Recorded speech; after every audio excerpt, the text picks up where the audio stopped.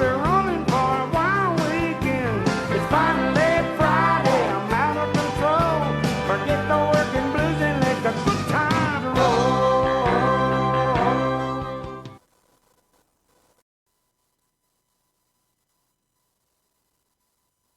Well, good morning, fellow constitutionalists. Welcome to the Free-for-All Friday edition of the Dan Clements Show, a Christian political talk show.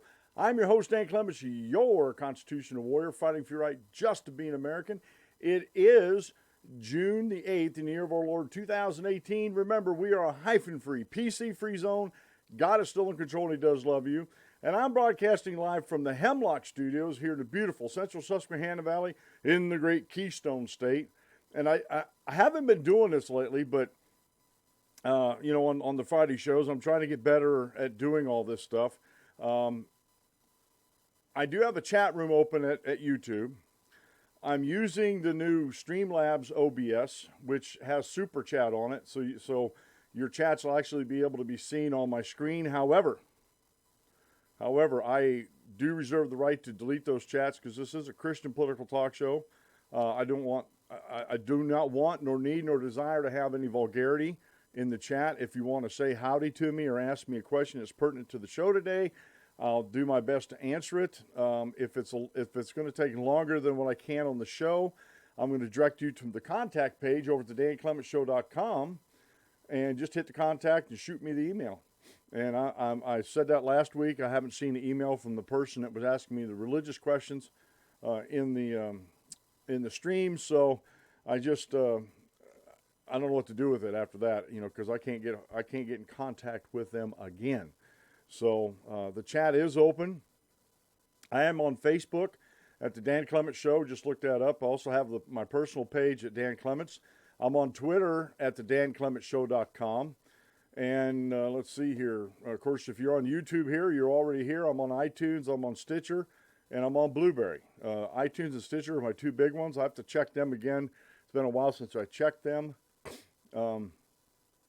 I got allergies, so my nose is just a little bit stuffed. I've been spraying my allergy medicines and taking my allergy medicines and my saline solution and all that kind of stuff. So it's it's a work in progress, folks. Oh my. Anyway, I forgot to bring up the show notes for today, so give me just a second to do that. As I always want to keep those up here in case something happens with my feed or my browser over on my production computer. Today, I titled the show, How to Protect Our Freedom and Liberties. Because our freedoms and liberties, no matter what side of the political scale you're on, whether you are pro-freedom or you're against freedom, and that's the paradigm I choose to use anymore, because the left-right paradigm for me doesn't work anymore. It just absolutely doesn't work anymore, and I'm just wondering if I'm not the only one out there that thinks that it's not working anymore.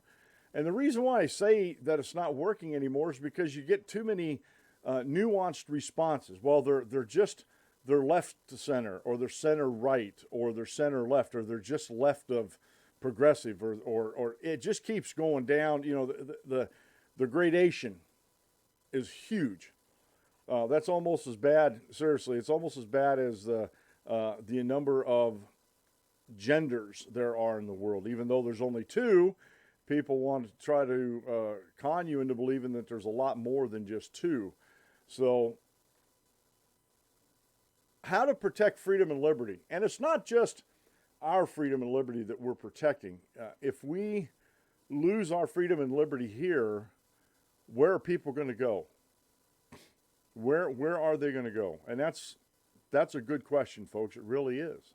I came across some articles at fee.org I'm going to share with you, and a couple really good ones there. But the reason why I picked this topic this morning is because the Supreme Court case with the Masterpiece Cake Shop, the bakery in Colorado, the decision that was made on that, and both sides are just, I've read, I don't know how many articles I've read since the decision, since the 4th, but both sides, very few people actually get the ruling right. I think, I know Ben Shapiro got it right. It was a narrow in scope decision, but it was a 7-2 decision. It wasn't narrow that way, but it was narrow in scope, that they slapped down the discrimination board in Colorado because of the way they handled the cake baker's faith and how mean-spirited they were towards his faith. And I have a couple articles on that. I got one from The Nation, which is a very left-leaning publication, and they're thinking this is going to chip away at the freedoms from the LGBTQ community. And we're going to talk about in the light, or in the scope of freedom and liberty. We're going to talk about discrimination. And I know I'm going to say some things on here about discrimination that some people just are not going to like. But they're not my personal feelings. They're something that over time has evolved. I'm not so hard and fast on these that I cannot be persuaded with truth, facts, and logic to dismiss these, my principles as far as discrimination goes. But I've read a lot of arguments, had a lot of people, try to beat me down on it, as it were, on Twitter and Facebook, and they really don't come back. They really do not come back with any reason, logic, or truth. Usually what happens to me is they start calling me all sorts of names: a racist, misogynist, homophobic, Islamophobic, if we're talking about Islam. And it just goes on and on and on. And I keep, I don't even, once it hits that part, I quit engaging with those people, because the only thing I write on there is when the debate is lost, insults become the tool of the loser.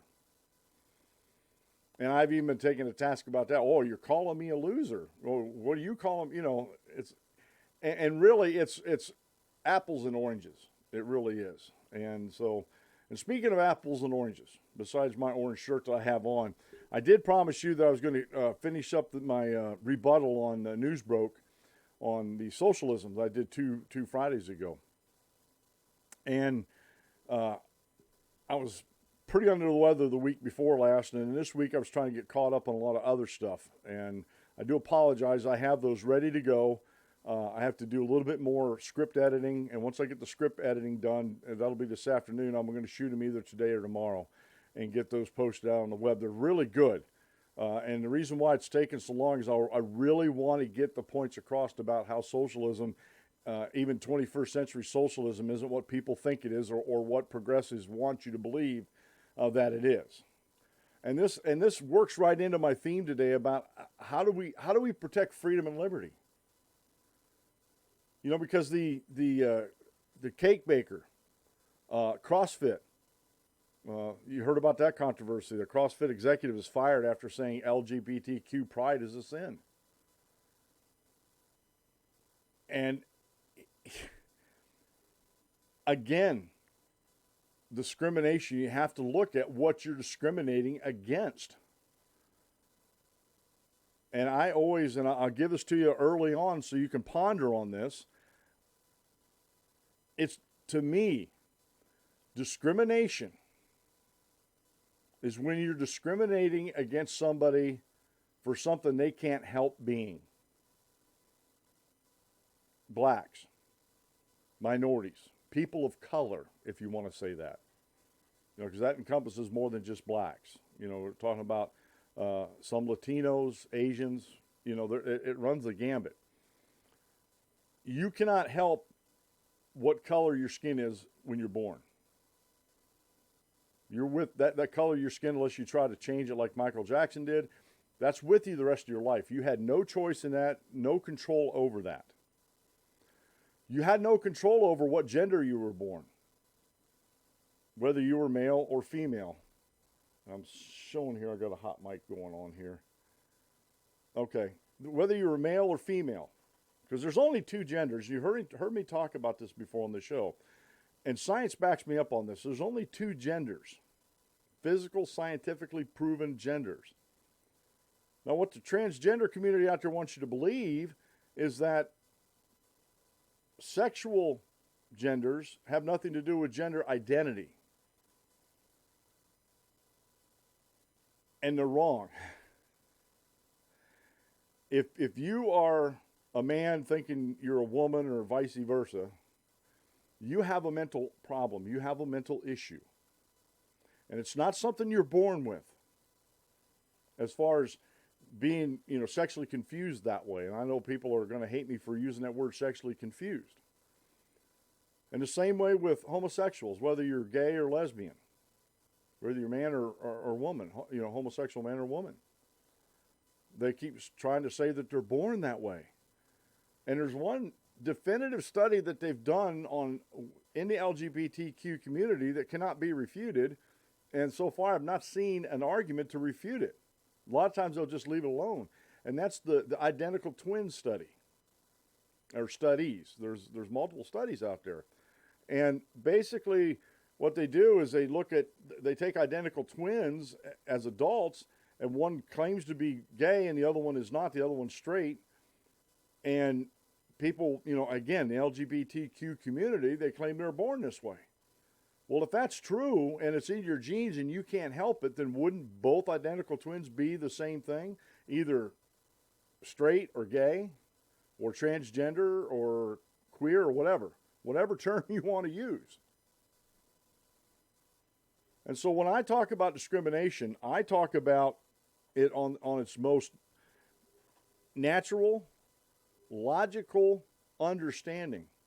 That for me to discriminate against you because you're of a different skin color is wrong.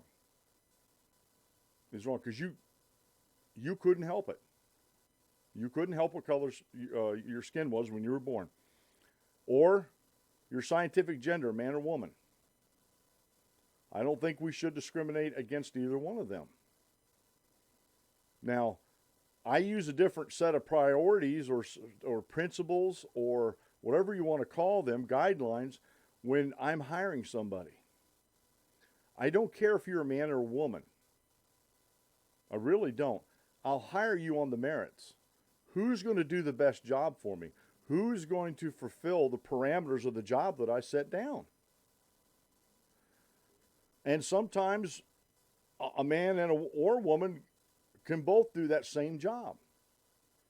And I will pay them the same, regardless of their gender.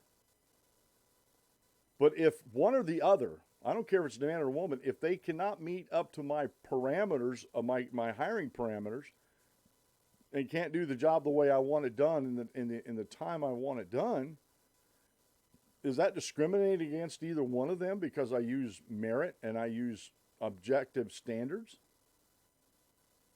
No. That's not discrimination there. Now, some people would say it is, but that's not discrimination there at all. But we're all turned around in today's society. We have this CrossFit. I just saw this yesterday. I thought, this would fit good with what I'm talking about in the show here. Here we have a group of people, the LGBTQ XYZ community, whatever it is, whatever letters they have on it now. We have this community out there that's up in arms about what this man, and we'll get into the stories here later on, what he said about pride, gay pride being a sin. And he's absolutely right. Matter of fact, pride, unfounded, uncontrollable pride that encompasses, that overshadows everything, that's a sin.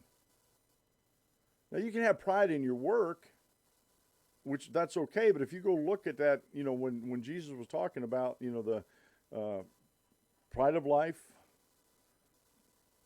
lust of the flesh, lust of the eye, you need to get in there and study that and figure out exactly what he's talking about. But we'll get back to pride here. And this guy lost his job over that because the LGBTQ community said that he was discriminating against them by saying that. And again, I was on Twitter. I said a few things on Twitter yesterday. Not to stoke the fires, but to say this is ridiculous. The man did nothing wrong. His religious beliefs, his Christian beliefs, says that what these people are doing is a sin. The Masterpiece Cake Shop, his belief said that what these folks were doing, especially wanting him to make a wedding cake for their wedding, he disagreed with on a religious basis. And a matter of fact, there was some, I was reading some, I didn't get them open in that, but I was reading some articles where there were some gay folks that were actually supporting the Masterpiece Cake Shop. And one of them was David Rubin. He's gay, and he's married, lives out in California, whether that has anything to do with it or not. But he had some words to say about that. And he sided with the cake baker. Here is a gay man, a homosexual man, that is siding with this guy, saying that this guy should not have to bake a cake. And a matter of fact, it shouldn't even be discussed under the principles of discrimination, although it is.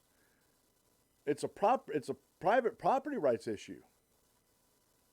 All the labor that man puts into this cake shop, all the money expended to create the cakes and everything, that's his personal property until money is exchanged hands or goods and services of equal value have been exchanged for that cake. Whatever cake, cookies, whatever it is.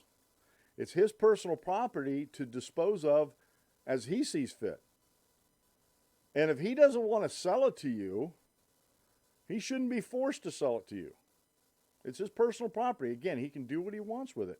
If he is discriminatory in the fact that he just won't sell it to black people or Asian people or women or, white men who wear glasses, whatever the case may be,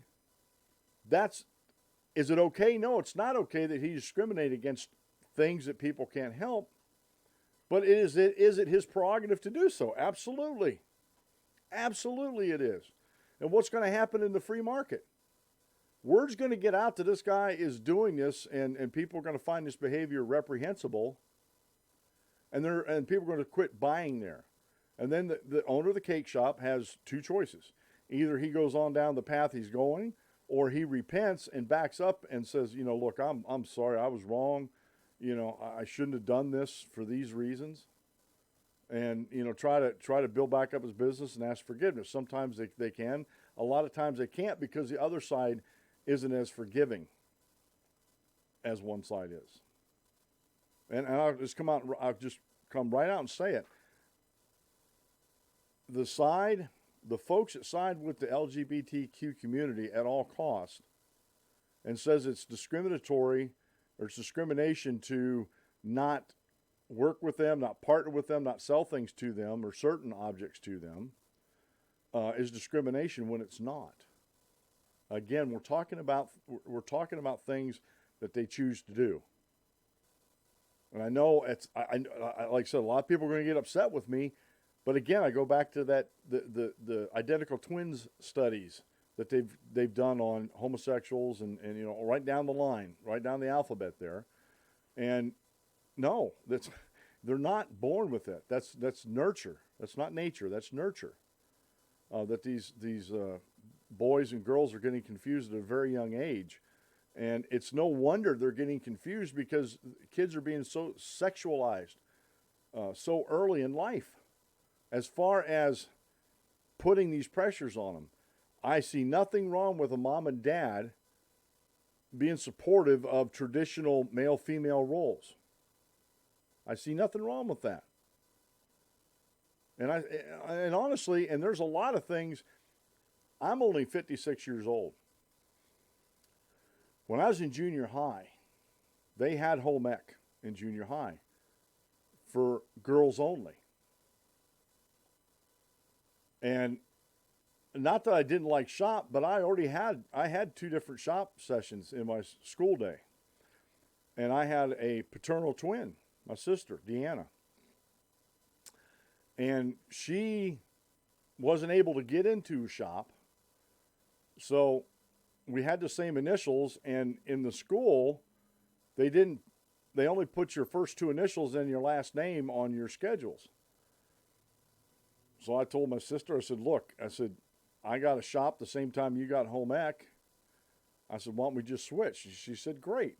So she went to my shop. I went to home ec. Guess who got in trouble? I did.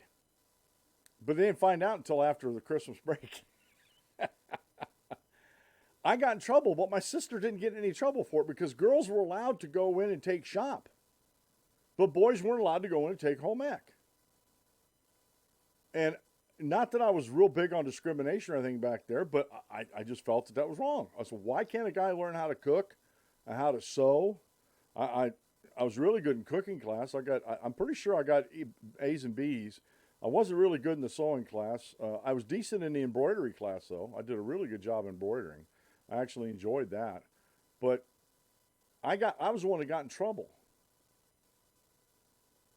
But see, to me, those aren't cooking in the house, cleaning the house. Those aren't traditional. I mean, traditionally, years ago, that used to be the case that the wife took care of the house and the husband supported the family.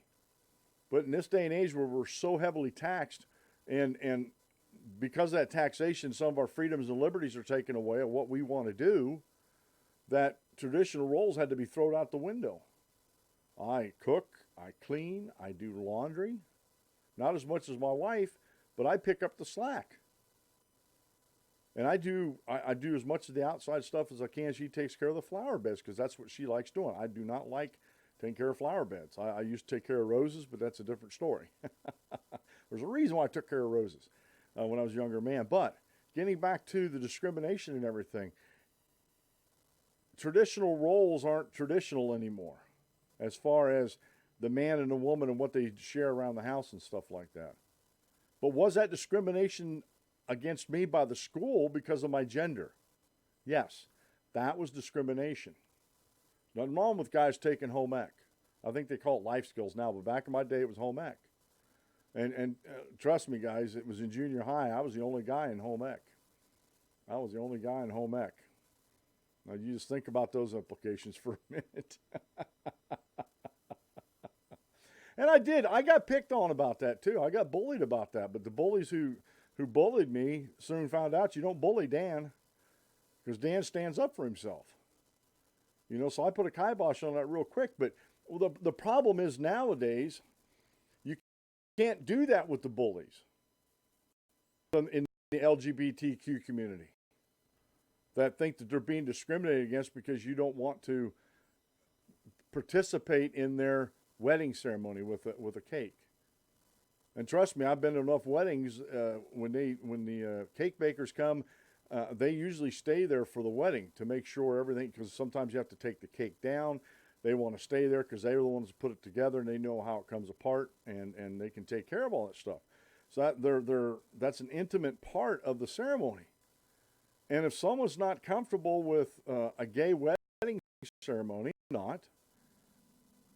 why should they be forced to, by the state, or being bullied by these groups to participate in something that you find abhorrent to yourself and your values and your principles? Where does my religious freedom end and your discrimination begins? Again, if you are something you can't help, your skin color, your gender, that's not that would be discrimination if I discriminated on those bases. You know, of something that folks cannot help being. But again, I want to turn it back around on the LGBTQ community. That's a choice.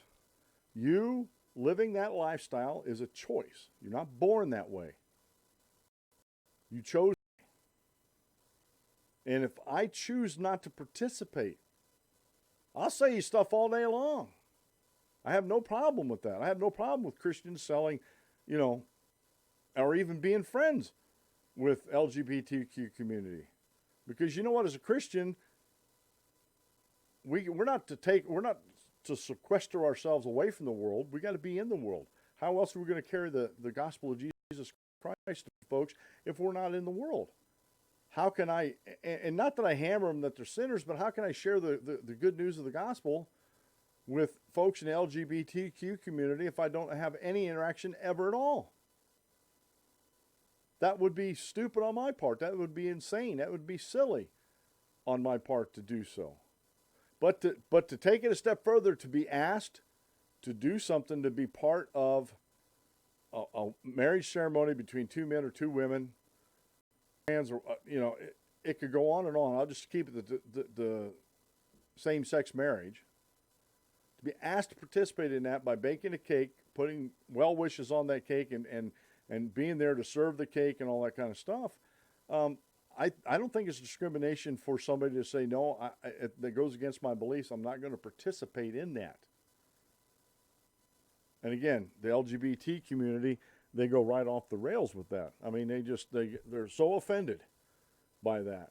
And a matter of fact, in this case with the Masterpiece Cake Shop, that couple drove like 120 miles from where they lived, past 20-some bakeries, including Muslim bakeries, to go to this specific one.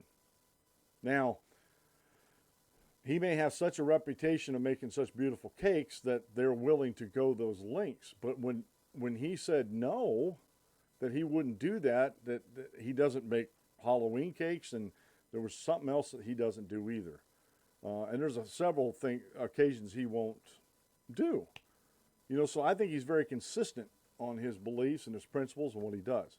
But anyway, everybody's up in arms about this, and this, again, feeds into what I'm talking about, our freedoms and our liberties. If this is allowed to go on, if the LGBTQ bullies are allowed to get away with their bullying, where will that end?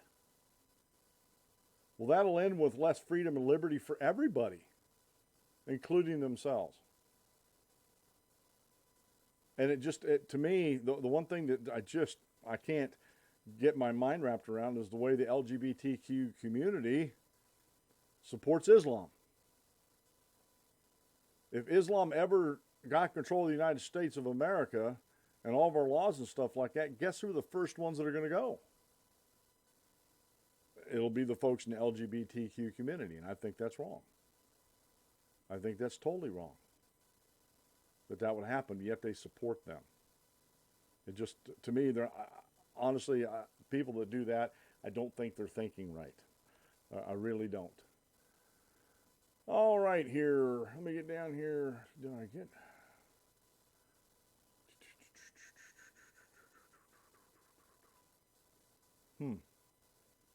I guess I didn't put it in there. I had my advertiser. Anyway, you go to the DanClementShow.com. I got 4 or 5 advertisers over there. Castos Podcasting is my number one this month anyway. You go to the DanClementShow.com and click on the Castos ad that's in the middle of the page there. It'll take you over to their site, using my link. And for $15 a month, you can host unlimited podcasts over there. And every Friday when I do a show, I also break out the audio and put it out in the podcast because people listen to it on Stitcher and iTunes and Blueberry. And if you want to start a podcast, it's real easy to do. If you want to keep control of your podcast feed, your RSS feed, the whole 9 yards, you got to stay away from the big, like iTunes. You can put them on iTunes, but don't originate them on iTunes, if you know what I mean. You want to originate them on your own place. You'll have your own control. If you have a problem with the RSS feed, the folks over there at Castos, they got a fantastic technical crew over there. They will get you fixed up. They helped me with an issue for Stitcher, and they helped me with an issue for iTunes. So if you plan on starting a podcast, I can't think of a better place for hosting and storing your podcast than Castos Podcasting. As a matter of fact, I didn't get a chance to put it up here. They were interviewing a bunch of folks, and I'm their 4th show. It's called Podcast Hackers. If you want to write that down, Podcast Hackers. And it's by Castos. I'm on the 4th show that they did. And I enjoyed myself on the show, and it was a really, really, really good interview. Okay, today's daily Bible reading is from the Epistle to the Philippians by Paul the Apostle, Philippians chapter 1, verses 15 through 17. Some indeed preach Christ even from envy and strife, and some also from goodwill. The former preach Christ from selfish ambition, not sincerely, supposing to add affliction to my chains, but the latter out of love, knowing that I am appointed for the defense of the gospel. What then? Only that in every way, whether in pretense or in truth, Christ is preached. Rejoice, yes, and will rejoice. There was a group of folks back then that were preaching gospel because they were envious of Paul and the things that were happening around Paul, or they were doing it like some of the televangelists today out of selfish ambition. And this is something that we need to be careful about, that when we preach the gospel, that we don't do that, that we're not doing this for selfish ambition. And so this is great, because Paul, when he was confronted with this, he said, what then? Only that in every way, whether in pretense or in truth, Christ is preached. I thank God that Christ is preached, because maybe if it's someone that I have never really come in contact, Christ is preached to them, and they read the scriptures and find out for themselves maybe the denomination they're in isn't preaching the whole truth of the gospel, they'll seek out a member of the Church of Christ that's spoken of in the New Testament in the first century, and become further educated on the gospel and explain the gospel more perfectly. Today's quote meal comes from O's Genius. I didn't look that up, but I thought that was pretty neat name there. Thinking Christianity is thinking by Christians about anything and everything in a consistently Christian way, in a manner that is shaped, directed, and restrained by the truth of God's Word and God's Spirit. I talk about this all the time on the show here. I don't say it enough, but my Christian walk informs the rest of my life. My Christian worldview informs the rest of my life, and I don't see any contradiction there. I don't see where that's a burden on anybody. It's definitely not a burden on me that I want to look at the world through Christian eyes. And so that's, to me, that's the only place I can be. That's the only place I want to be. Okay? Now, today's short Bible lesson is over here in by Jeff Miller, PhD, over at Apologetics Press, and it's called An Introduction to Christian Evidences for Christians. And they have a whole series on this. They have a whole series that you can watch DVDs about. You can read articles about this. But basically, they get into the introductory courses of apologetics. Now, all apologetics is a way of arguing in defense of something. That's all apologetics means. You're not apologizing for anything. It's a way of arguing in support of. And it's an introduction to Christian evidences for Christians.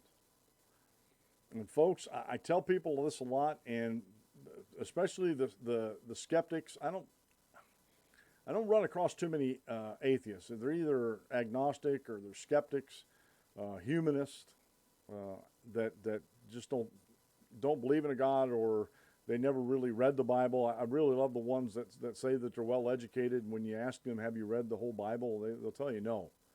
I have yet to run across a skeptic or humanist that has read the whole Bible. I know there's some out there. I haven't run across them yet.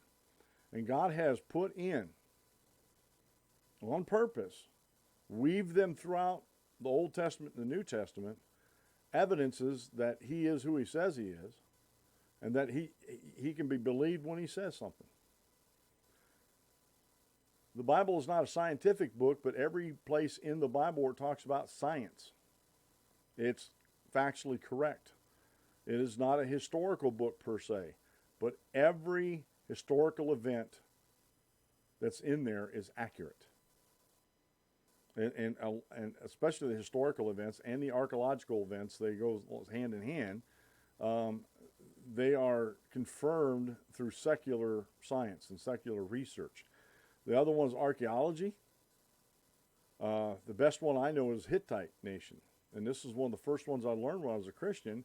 For the longest time, people on just this one thing, that the Hittite nation was never found in antiquity or archaeology for thousands and thousands of years. And so these skeptics would glob onto that and say, therefore, the Bible is not true until 1946. In 1946, archaeologists found the Hittite nation. And they were like, whoops. Yeah, it was a big whoopsie. It really, really was. And so, again, you have to be very, very careful when you're talking about the Bible and when you're talking about evidences, because the evidences that are spoken of in the Bible are true, they're noble, and they're searchable. The evidences that are left in nature are the same way. Everything about this planet, every plant, animal, microbe, everything screams intelligent design. And yet, so many people out there want to just neglect that, or not even neglect it, just ignore it outright, saying there's no way. And I sit here sometimes and I try to wrap my head around how in the world could this planet have evolved, knowing what we know, cosmologists know about the universe and how planets are formed and stuff like that, and how inhospitable a newly formed planet would be if evolution was taking place. There would be no chance for life. In my opinion, there's no way life could have sprung up and to the extent it has now, to where we're so symbiotic with nature. We breathe out carbon dioxide. Plants breathe in carbon dioxide. Plants breathe out oxygen. We breathe in oxygen. We need them both. We need them both. And to me, again, I don't know how these well-educated men and women can deny that there's intelligent design. Now, it doesn't tell you the nature of the designer, other than he's an orderly designer. That everything he's designed, there's a purpose for, and there's an order in it, and there's a very good order in the universe. Okay, I'm not going to dwell any longer on that, but you can go over there to Apologetics Press and see that for yourself and actually look that up. Now, how to protect freedom and liberty.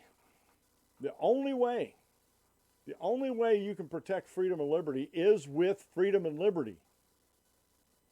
I cannot go, and this is something, I got an article here we're not really going to get into, but it's by Murray Rothbard. He was an Austrian economist and very much against the state as it is today, or as it was in his day. He didn't die too many years ago. But it says, no state is morally fit to spread global freedom. And how have we been, and this is something that really grates me about about people who, and I hate saying this because I served in our military. I believe in this country. I believe in our founding principles. I believe in a limited government as put forth in the Constitution. I believe the people of the United States and the states have fallen down on the job and allow the federal government to get out of hand. And we need to put the genie back in the bottle. But if you go over and read this, and I said all these links will be at the DanClementShow.com, episode 985, but no state is morally fit to spread global freedom. And in today's world, you can rightfully say, I know there's people argue against it, but you can rightfully say that America has been acting like an empire throughout the world. Yes, we go and set people free, but then what do? We give them a system of governance that is incompatible with freedom and liberty. We give them I remember when they were arguing back in Iraq, back in the late 2000s, where they're arguing what kind of governance should we install in Iraq? Well, first off, it shouldn't have been up to us at all. It should have been up to the Iraqi people what they wanted. And I read so many papers on this, so many articles about these scholars out there saying, well, the best one, and it's even better in the United States, is a parliamentary government. And the first one I read about that, I'm like, you've got to be kidding me. You've got to be kidding me. There is no stability in a parliamentary government, because at any time you can have a no vote of confidence and kick out the prime minister force elections like Theresa May did. Now she's the prime minister. She was forcing elections to try to get a bigger number of people that were in her party in government. It backfired on her. But they don't have a stable government. The only ones that have a stable government are ones that actually have a written constitution, and even then, it's not like our Constitution. And again, let me emphasize this. We the people and the states have fallen down the job of governing the federal government. The states especially have allowed the federal government to usurp the authority of the states that's put forth in the 9th and 10th Amendment to the point to where they are actually taking freedoms away from us. They're taking freedoms away from us. You have a state like California that is trampling over the premise or the priority or the enumerated power of the federal government when it comes to immigration. Because if you go back in the Daniel Webster's 1928 dictionary and you look up naturalization, I get in arguments with my libertarian friends all the time. That naturalization has nothing to do with immigration. It has everything to do with it. They're defining that term in modern language instead of going back and seeing what they meant, what the founders meant. Daniel Webster wrote that dictionary and had it published in 1828. Do you think it took him a year to write that dictionary? No, it took him many, many years and much research. I don't know how many people he had working for him while he was doing it. But naturalization has everything to do with making citizens out of immigrants, making citizens out of foreigners. And that is an enumerated power of the federal government. The states have no right to set any. They have no right to make sanctuary cities. They have no right telling their police officers that they can't arrest people even if they find out during an arrest for something else, like a traffic stop, they find out that they're illegal immigrants. A lot of these sanctuary cities, the police aren't even allowed to arrest them for that.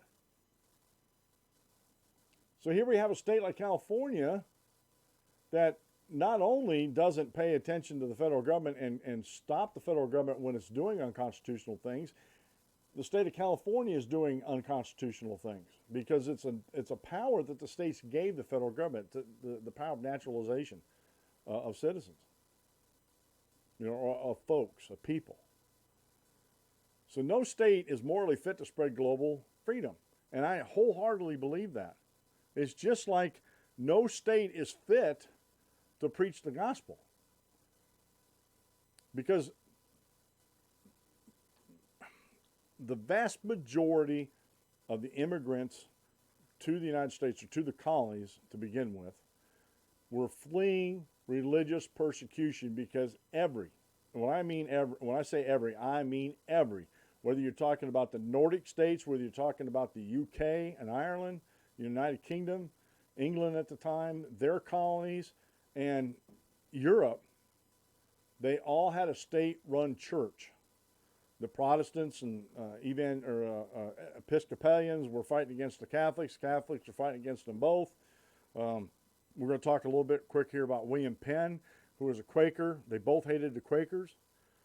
So when it comes to morality, and the reason why I bring this article up, it's a good article by Murray Rothbard. I ask you to go read this. Even when it comes to things within our own borders, the state is not morally fit to spread freedom. What is the state fit for? Defending freedom and liberty from both domestic and foreign instigators, as it were. They're good at that. The state's actually really good at that. And that's what they should be sticking to. Let folks like me, like Tommy Robinson, the folks over at Mises.org, FEE.org, Tom's Wood Show, Murray Rothbard, Lou Rockwell, I get them mixed up every now and then. Folks like that fight against the state, fight against the overreach of the state. Those are the people we should be holding up. The Constitution Party. The Libertarian Party, for the most part, fights against the Leviathan of the state. And I'm proud to be a member of the Constitution Party. I'm glad I left the Republican Party. I'm glad I never was a Democrat. I don't know if I'd live with myself if I was ever a Democrat. But no state is morally fit to spread global freedom. And I submit to you, no state is fit to spread freedom, period. And that's what's happening today. That's where I think a lot of Republicans and conservatives go off the reservation.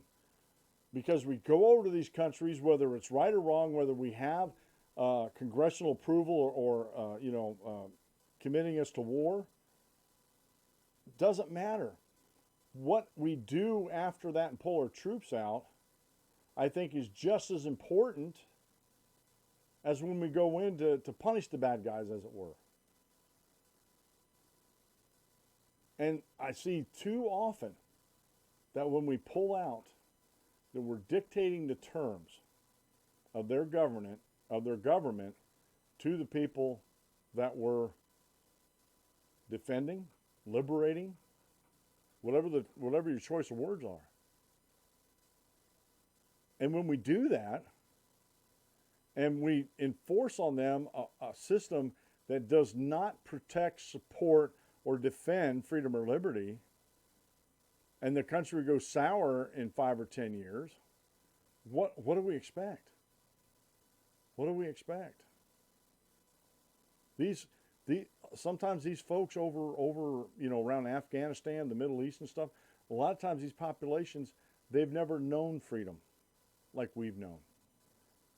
Especially the women in a lot of the Islamic states. The women have not known freedom like women over here in the United States have. They don't know what to do with it. They don't even know what it is. And they're scared of it. They're afraid of it. So what do? They go back to their old political system. And time again here in the United States, we see the same thing happening. When illegal immigrants come from Mexico, I'm just going to pick on Mexico for right now because they're real close. When they come here, use another example. When folks move out of these very progressive states because the taxes are too high, and they move to other states where the taxes aren't too high, what do? Whether it's someone coming from a second world country or someone moving within the United States, what happens more times than not?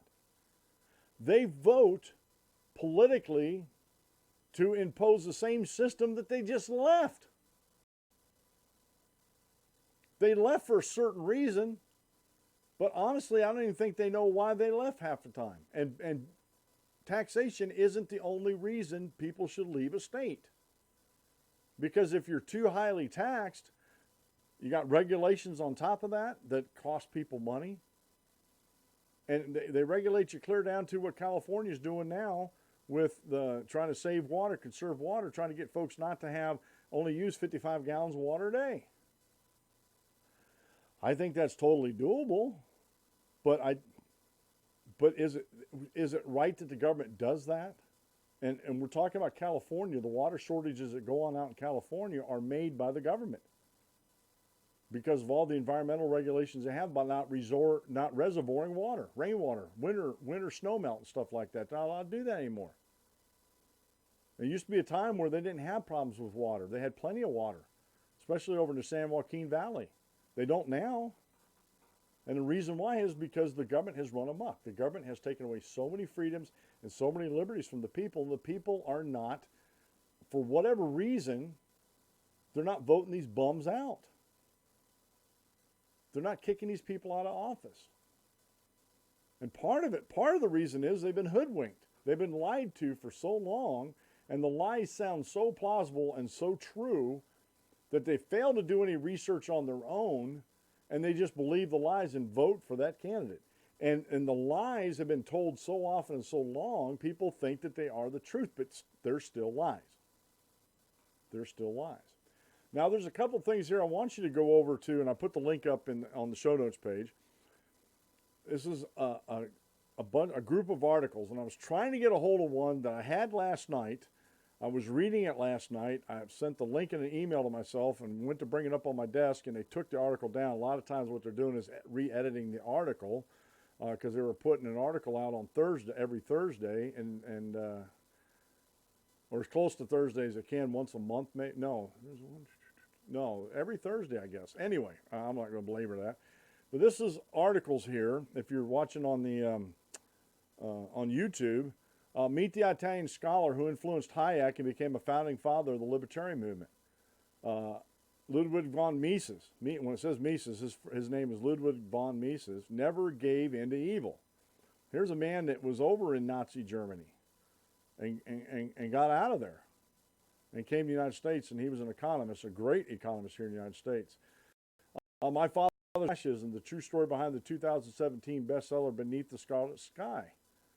Turgot, the man who first put laissez-faire into action. This Italian Catholic priest was a great scholar of liberty. And it goes on and on and on. These are good articles. I've read some of these before. I haven't read them all, but I've read a smattering of them, and they're very, very good articles. I encourage you to go over to Foundation for Economic Education, FEE.org, and bookmark them, put them on your toolbar, get notifications from them. When new articles come up, it's a desktop notification that pops up if you like that, or I don't mind it. I got a couple screens, so it doesn't matter to me about the desktop notifications. But it's very good to go over and read some of these articles and see where they're coming from, talking about freedom, talking about liberty. When we broke away from England and became the 13 states instead of 13 colonies, we didn't have somebody imposing a type of government on us. Matter of fact, the founding fathers and the framers of the Constitution, they looked around and seen if there was another political system that they could use, and they found none. Now, did they find bits and pieces of something? Yes. Yes, they did. I'm not going to take away from work of other people, but they couldn't find a system. They went with Articles of Confederation. That wasn't working, and it was a mess. And so they went and redid. They're supposed to redo the Articles of Confederation. They decided they couldn't do it. So we're going to sit down. We're going to debate this stuff. We're going to talk this stuff out. And we're going to create a new government, a limited government. And one of the founders was William Penn. And I got a book of his up here, a very prolific writer. And this book is talking about faith, about Christianity, and about the Quaker way and stuff like that. And I've had friends recommend it to me that I trust a lot. So I'm going to eventually, that's on my reading list to get to. But William Penn was America's first great champion of liberty and peace. This is by Jim Powell over at FEE.org, posted March 29th of this year. And this is just a little excerpt, a couple paragraphs. William Penn was the first great hero of American liberty during the late 17th century when Protestants persecuted Catholics, Catholics persecuted Protestants, and both persecuted Quakers and Jews. Penn established an American sanctuary which protected freedom of conscience. Almost everywhere else, colonists stole land from the Indians, but Penn traveled unarmed among the Indians and negotiated peaceful purchases. He insisted that women deserve equal rights with men. He gave Pennsylvania a written constitution which limited the power of government, provided a humane penal code, and guaranteed many fundamental liberties. For the first time in modern history, a large society offered equal rights to people of different races and religions. Penn's dramatic example caused quite a stir in Europe. The French philosopher Voltaire, a champion of religious toleration, offered lavish praise. When William Penn might, with reason, boast of having brought down upon earth the golden age, which is in all probability never had any real existence but in his dominions. Penn was the only person who made major contributions to liberty in both the New World and the Old World. Before he conceived the idea of Pennsylvania, he became the leading defender of religious toleration in England. He was imprisoned 6 times for speaking out courageously. While in prison, he wrote one pamphlet after another, which gave Quakers a literature and attacked intolerance. He alone proved capable of challenging oppressive government policies in court. One of his cases helped secure the rights of trial by jury.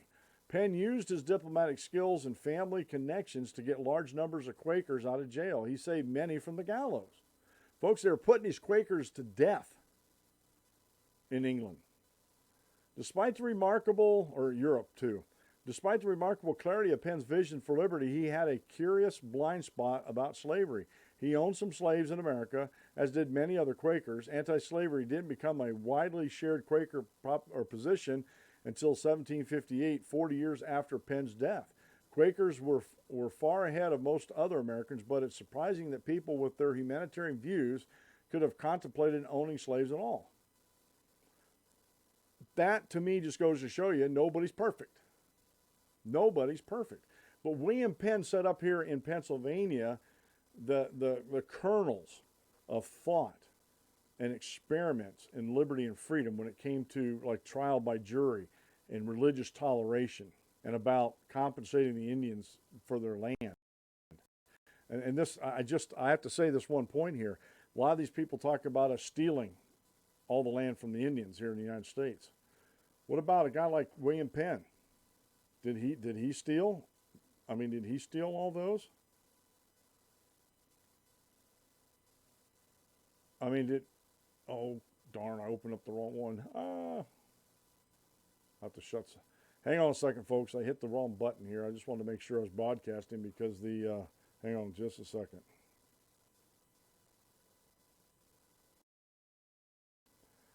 I'm using my cell phone remotely for labs. Anyway, we have here an example in Pennsylvania where there's a story. I think I read it in an article about William Penn and the government here. People came to the state capitol to try to find legislatures or folks of the legislature and stuff like that, and because they didn't have a lot of they didn't spend a lot of time at the Capitol. They felt that they had enough laws in place to take care of everybody, and they convened when they had to.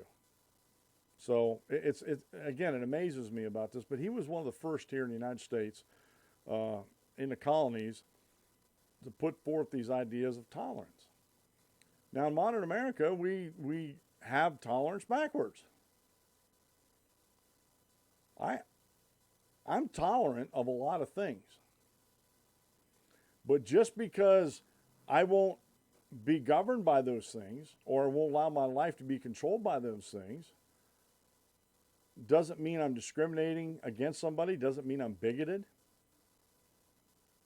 It just means I have principles that I live by, and I'm not going to allow them to be changed by bullies. And to me, sometimes that's what tolerance means. The tolerant are the ones that are forcing toleration on everybody. And again, it goes right back to the government has no moral authority about liberty and freedom. That's up to us. We, the people, are the guardians of freedom and liberty here in the United States and throughout the world. And we should set do we want the way and be, and have the chances that we've had over the 200 plus years that America's been in existence? Then we need to be the example of freedom and liberty to the world. We the people, not the government, we the people. And show the world that yes, the people can keep the government underneath control, that the people are sovereign over the state, whether it's the state government or the federal government. The people are sovereign because the Founding Fathers recognized that all the tragedies and all the tyranny that happened over in Europe and England happened because the governments had it upside down. They had the kings as sovereign over everybody, and sometimes the kings would set up a government, and sometimes they wouldn't. Actually, a monarchy is a type of government, but you know what I mean. They would have advisors and stuff like that. They would set those up, and the lowest people on the rungs were the peasants, the serfs. And the Founding Fathers, when they got to really looking at things and really had a little time to breathe because they were out from underneath this oppression and could put forth these type ideas without fear of reprisal from the government, that these bright men during the Enlightenment who founded this country sat down and say, you know what? People have always come before governments. People have always come before countries. Therefore, the idea of the people being sovereign over the governments is a pretty basic premise for mankind. It's a real basic premise for mankind. And it's something we need to run with here. And that's exactly what they did. But today we have politicians that don't realize that. We have senators that think they're above everybody just because they're a senator in the United States Senate, when they're not. They are senators and representatives, and yes, even the President of the United States is in subjection to the lowest as far as class or economic standard in the United States. They are in subjection to those folks. And I know some people will be we're sitting there saying, "Oh, that's heresy." You can't say that. That's heresy. No, it's not heresy. It really, really isn't. All right, let's get over here real quick to, I got two articles here. I'm going to read the one from the Washington Times. The other one I have, I'll just show it here. It's from The Nation by Sarah Posner. And like I said, they're very progressive over at The Nation. Justice Kennedy's narrow ruling could open the floodgates for other suits designed to chip away at LGBTQ rights. Now, that right there is inflammatory to begin with. Supreme Court sides with Christian Baker in the same-sex wedding cake case, and that would be by Alex Sawyer over at the Washington Times, posted on the 4th of June of this year. The Supreme Court granted a limited victory Monday to a Colorado baker who refused to make a cake for a same-sex couple, finding the state showed fierce hostility towards his Christian beliefs when it ruled that he broke the law with his refusal. But the 7-2 decision does the First Amendment right to refuse services to same-sex couples and will likely lead to more tough legal questions for justices as a case involving a florist who opposed same-sex marriage hangs in the high court purview. Instead, the decision map for states such as Colorado, which have public accommodation laws, to use in evaluating cases that pit First Amendment religious rights against anti-discrimination protections. Now, let's get back over this other article here real quick.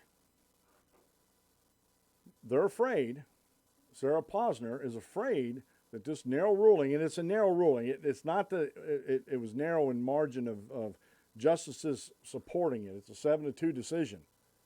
All right, to slap on the wrist the Colorado Accommodations Commission, Discrimination Commission. And Sarah thinks this narrow ruling could open the floodgates for other suits designed to chip away at LGBTQ rights. What rights were violated by this couple, or what rights did the couple have that were violated by the cake shop? I rarely, if at all, hear that question asked. What rights were violated? What rights of the same-sex couple were violated by the cake shop owner not wanting to participate because of his beliefs in their same-sex marriage or make cakes designating that? He doesn't make Halloween cakes, and I can't remember, there was a couple other ones that he refuses to make because of religious beliefs. But what rights were violated? Now, some will say, well, the right not to be discriminated against. And again, I go back to the beginning of my show. How were they discriminated against? He would sell them anything else in the store. Matter of fact, he had gay customers that came into his defense. And again, Dave Rubin.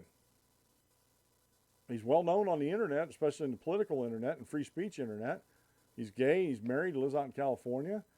I don't agree with his lifestyle. But me not agreeing with his lifestyle, what did that take away from him? What rights did I violate that I don't agree with his lifestyle? It didn't violate any. Their rights were not violated. It's a personal property rights issue here. That cake, his creations are his personal property, and he can sell them or not sell them to whoever he wants. Let the free market take care of him from there. And that's the biggest thing. Just sticks in my craw about this whole thing. These bullies over to LGBTQ community, the bullies in the humanist progressive movement in the Democrat Party will take me to task on this every single time. Because they'll claim that it is discrimination when it clearly is not. If I choose whatever, all right, I weigh 300 pounds. My ideal weight, or my best weight that I've ever been at, was 225 when I married my wife, and I was working out at the gym every day. I was a hoss back then. But the work I chose, the lifestyle I chose, and the choices I made not exercising led to me being over 300 pounds. Matter of fact, my heaviest I've been was pushing 370. Like I said, I'm down to 300. And hopefully with this working out 3 days a week with my therapy, I've lost 30 pounds since I started the therapy last fall. Hopefully I can lose another 30 pounds next year. I'm at a plateau now. But my choices led me to that. That's a choice. And if someone discriminates against me because I made a choice, give you a perfect example.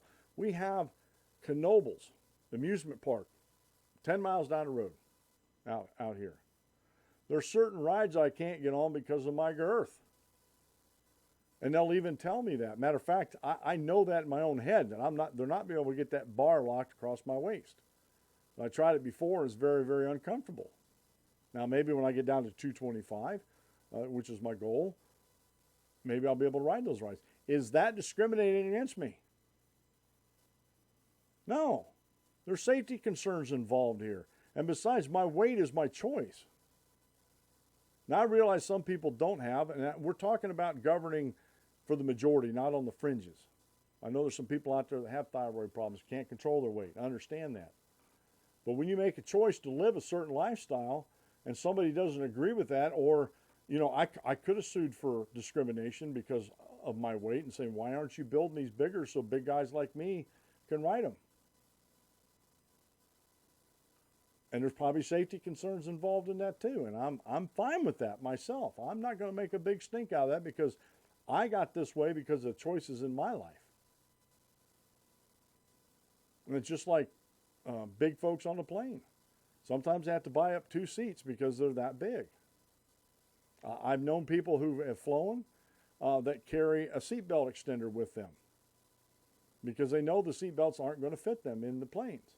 So they carry that extender with them, and they have to pay for 2 seats. Again, is that discrimination? You know, like I said, I think the LGBT community has, they think everything is a right. They have a right to everything that they want, not knowing that everything they want is not a right. Just like healthcare is not a right. And I'm not going to get into that, but I just want to make this point. I want to make it as clear as I can. The gentleman there, and I know they got his name down here, Jack Phillips, did nothing wrong in withholding the making of a wedding cake for this couple. And their rights were not violated because all they had to do was go to another shop, and evidently they did because I heard that they got married. So someone made them a wedding cake that didn't matter. Didn't bother them a bit. And you know what? Again, what rights were violated here? And like I said, you can try to use discrimination as an argument. I wouldn't. I'd caution you in that. Again, especially how do you define what is being discriminated against? So this was a narrow ruling. There are other rulings that are going to come down that's going to force the Supreme Court to decide on where does our First Amendment freedom of religion rights end and discrimination begins. And I think if the court's going to rule right, and I'm not a lawyer and I'm not the brightest guy in the world, but if the court's going to rule right, they got to define discrimination. Is it against things that people can't help, or is it against everything, the choices of that person? Whether it's obesity, whether it's transgender dysphoria, you know, which that isn't really a choice. You know, if you have a mental health issue, that's not really a choice. But there again, you're making decisions about your life when you have a mental condition. That's pretty slippery slope in my opinion. It really is. So again, there's going to be more decisions come down. And like I said, I told you where I come down on this, on discrimination. And I believe with all my heart that, especially with homosexuals, it's a choice. They weren't born this way. There's plenty of evidence and proof and studies that show it's nurture, not nature. It's nurture, not nature. Now let's get into this real quick here. Crossfire executive who called LGBTQ pride a sin lost his job over this. And there's a good article from The Blaze here by Sarah Taylor. She's a staff writer. She gets in the background and everything. We're not going to go into the background. We're not going to have time to get into the background here. It's very, very long, and I'm already almost a quarter after the hour here. This is by Justin Wise, and this is written on the 7th, yesterday. A Crossfire Fit executive was fired on Wednesday after tweeting that celebrating LGBTQ pride is a sin.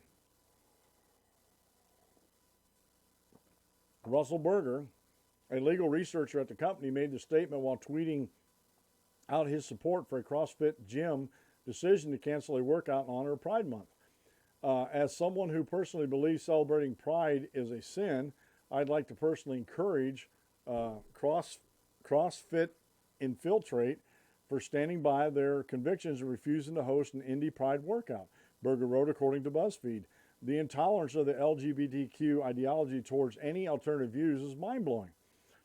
Looks like CrossFit's Berger Russell deleted that tweet, so here's a screenshot, and they give links here and everything to it. And I actually saw those on BuzzFeed yesterday. CrossFit responded by initially placing Berger on unpaid leave of absence, but decided to take a harder stance just hours later. On Wednesday afternoon, announced on Twitter that Berger had been dismissed. The statements made today by Russell Berger do not reflect the views of CrossFit Incorporated. For this reason, his employment with CrossFit has been terminated. Berger has since deleted the tweet later tweets in which he claimed that the tactics of some of the LGBTQ movement towards dissent is an existential threat to freedom of expression, BuzzFeed reported. CrossFit founder and CEO Greg Glassman told the news organizations that Russell's views are appalling. And again, what's appalling about them? He was talking about the sin of pride. And he said it goes against his religious beliefs to celebrate that sin of pride. And again, I put to you, as being LGBTQ, nature or nurture? Is it something you're born with, you can't help? Or is it something you choose to do?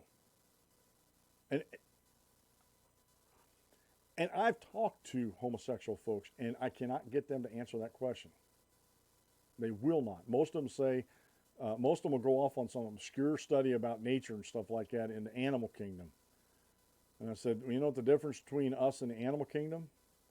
We got opposing thumbs, and we can reason. We got reason and logic. We can sit down and reason things out. We know how to do math. We know how to, our opposing thumbs, we can do all sorts of things with it. But again, are there other gyms?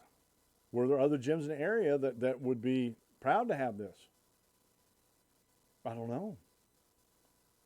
But again, or maybe, like I said, this is a new story. I don't know if anything is going to come out in the future. Just like with the Masterpiece Cake Shop. That seemed to me all along a target. They were targeted. Drove 120 miles, past 20 bakers, and they picked the one that was a Christian baker. I'm just saying. So I'm going to let this play out. I'm not going to get too much more into it. Let me read on here. He needs to take this is from the CEO, Greg Glassman, and he needs to take a big dose of shut the heck up and hide out for a while. It's sad, Glassman said, we do so much good work with such pure hearts to have some zealot in his off time do something this stupid. We're all upset. The whole company is upset. This changes his standing with us. What that looks like, I don't know. It's so unfortunate. Now, he's speaking for the whole company. Does he know everybody in the company holds the same views that he does? Obviously not. Obviously, one of them didn't. And if there's one, there's probably more. They just don't want to say, they just don't want to speak up about it. So, again,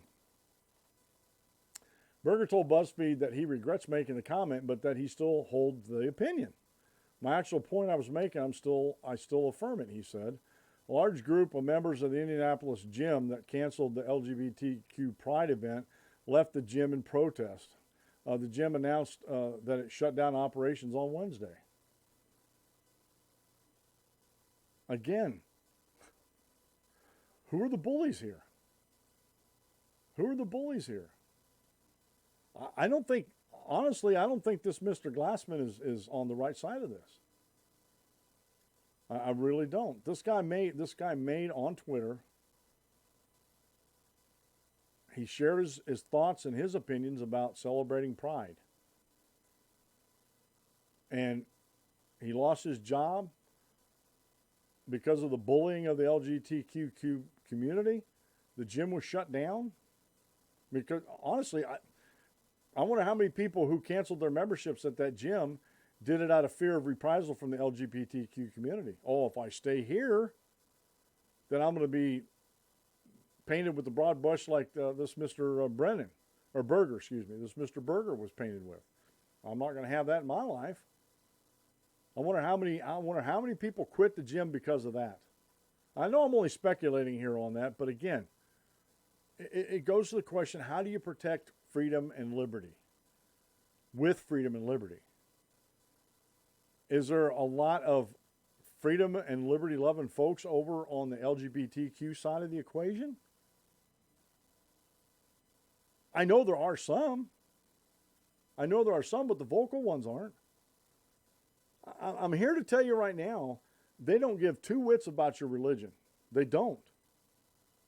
And I've run into so many bigots on Twitter and Facebook about this situation that have called me a racist because of this.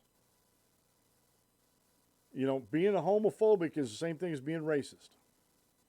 First of all, there's no such word as homophobia. I do not have an unreasonable fear of homosexuals. That's exactly what that means.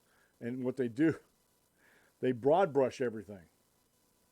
If they cannot win an argument on the merits, if they cannot stand on reason and logic, then they revert to this name calling, this Kafka trapping, this personal campaign of personal destruction that Bill Clinton worked to fantastic. And I'm not doing it because I'm praising him, but just because you have to admit it, to fantastic effect. The destruction of the personal destruction, you know, the scorched earth. And that's exactly what's happening today. There's no sitting down with this. There's no sitting down with the LGBTQ community that I've seen with this Berger and saying, what did you mean by that? What did you mean by that? And sit down and have a reasonable conversation with this guy. Nope, can't have that because this guy seems to be against us, against our ideology. Therefore, he needs to go. Where is the freedom and liberty in that? Again, I ask the question, where does my religious freedom end and actual discrimination begin? I put that out to the audience here. Two more things real quick here. I saw this article. I had to share it. Ben Carson, this was posted yesterday. HUD now measuring success by how many people graduate out of government programs. Hallelujah, hallelujah, hallelujah. By Gabby Greenspan. I love it. Go read this article, folks. This is where we should be measuring the success of these government programs, how many people do not need them anymore. And Ben Carson has it right. The success is how many people graduate out of these government programs. Do you realize that these folks that are in these government programs are slaves to the government? I'm not ashamed to say this because my family needs the money because of my condition, my fibromyalgia, that they can't seem to get under control with medications and stuff like that. I do therapy 3 times a week or as much as I can. The pool was closed Wednesday for repairs. And I can't do it 2 days in a row because it just wears me out too much. But I do everything I'm supposed to do. And I've been jumping through paperwork hoops, and my buddy Dave said I should sit down and write something up about this and do a video on what it all took me to get SSI. But in a way, when I'm going through all this paperwork, I feel like I am a slave, or at least I will be a slave when I get on SSI because I can't do certain things.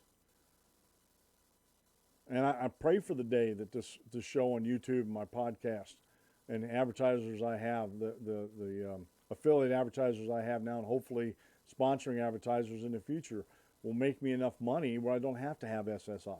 That's my goal. That's my goal with this whole thing. I ask you your prayers on that. But sometimes I feel like I'm a slave of all the regulations that I'm up against. When I was a truck driver, we had the federal DOT, which is unconstitutional. And please don't give me that Commerce Clause. Most everybody I know that talks about the Commerce Clause is wrong on it. And anybody that tries to use the Commerce Clause to allow the government to have greater authority over the nation is on the wrong side of that argument. I was a literal slave to the government. I log books. I had qualifications I had to pass, that were at the government behest. And guess who would have been better at regulating all that? Our insurance company that insured. Our insurance company actually had us do more in safety training than what the government required, and did more in a couple other ways with safety on the trucks and stuff like that. They said, if you want these rates and you keep your safety rating at a certain level, we'll give you good rates on it. And so there's a fiduciary incentive for companies, insurance companies, to help companies to be safe, because we don't want the highways to be a slaughterhouse out there. And just because we get rid of the federal DOT, ICC and all that kind of stuff over the trucking industry doesn't mean the highways are going to become a slaughterhouse out there. Anytime, and this is the biggest thing with progressives and humanists, I'm going to leave it at here, because this story here out in California, I want to circle back and get right back to California. This is by Susan Crabtree from the Free Beacon. Voter anger over gas tax hike in California fueled Cox's rise. Now, they were talking about, they passed a $52 billion gas tax, and soaring prices at the pump were the driving force that propelled GOP businessman John Cox to the surprisingly solid second-place finish in the gubernatorial contest Tuesday night, according to several Republican strategists. Now, they've already come out, folks, and said, the pollsters have already said that he has no chance winning the governorship of the state of California. But to me, it's way too early yet. Way too early. And there's one thing that they keep failing to understand is the more popular Trump becomes, the better the economy is, the more of a coattail that he has, that he can pull some of these like governors, Republican governors, to the winner's circle. And California is one state in this nation that needs some common sense injected back into the government, cutting government regulations, getting rid of the sanctuary cities, sanctuary state. New Jersey just became a sanctuary state, and people already noting an uptick in immigrant crimes in New Jersey. They're not going to be busted for it. Sanctuary state. I'm an illegal immigrant. Oh, we'll take care of you. We'll take care of you. So we have a state that is,